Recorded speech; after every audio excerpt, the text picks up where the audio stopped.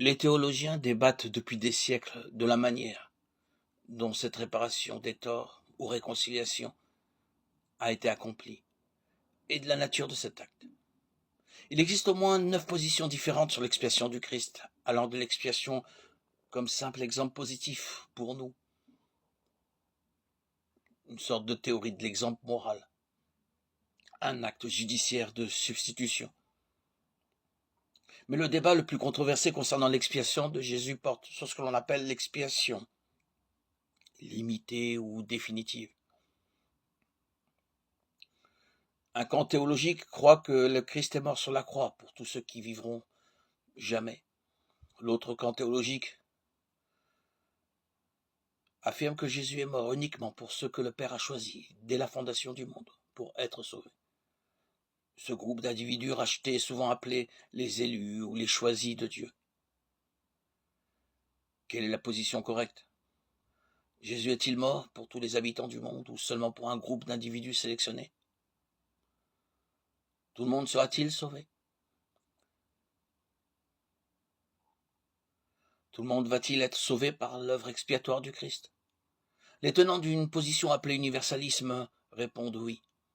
Les universalistes soutiennent que parce que le Christ est mort pour tout le monde et que tous les péchés de l'humanité ont été déposés, punis en Christ, tout le monde passera l'éternité avec Dieu. L'Écriture, cependant, s'oppose à un tel enseignement qui remonte au XVIe siècle. La Bible indique très clairement que de nombreuses personnes seront perdues.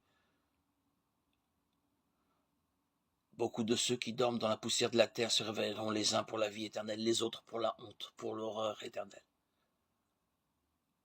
Daniel 12:2.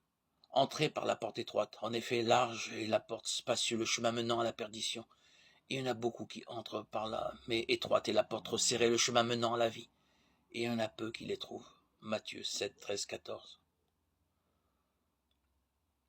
Beaucoup me diront ce jour-là, Seigneur, Seigneur, n'avons-nous pas prophétisé en ton nom? N'avons-nous pas chassé des démons en ton nom? N'avons-nous pas fait beaucoup de miracles en ton nom? Alors je leur dirai ouvertement, je ne vous ai jamais connu, éloignez-vous de moi, vous qui commettez le mal. Matthieu 7, 22, 23. Et ils iront à la peine éternelle, tandis que les justes iront à la vie éternelle. Matthieu 25, 46. Ils auront pour peine une ruine éternelle, loin de la présence du Seigneur et de la gloire de sa force. 2 Thessaloniciens 1, 9. Tous ceux qui ne furent pas trouvés inscrits dans le livre de vie furent jetés dans les temps de feu. Apocalypse 20, 15. Puisque tout le monde ne sera pas sauvé, un fait s'impose. L'expiation du Christ est limitée. Si elle ne l'est pas, alors l'universalisme est vrai, et pourtant l'Écriture enseigne clairement que tout le monde ne sera pas sauvé. Ainsi, à moins d'être universaliste et de pouvoir réfuter les preuves bibliques mentionnées, il convient de s'en tenir à une forme d'expiation limitée.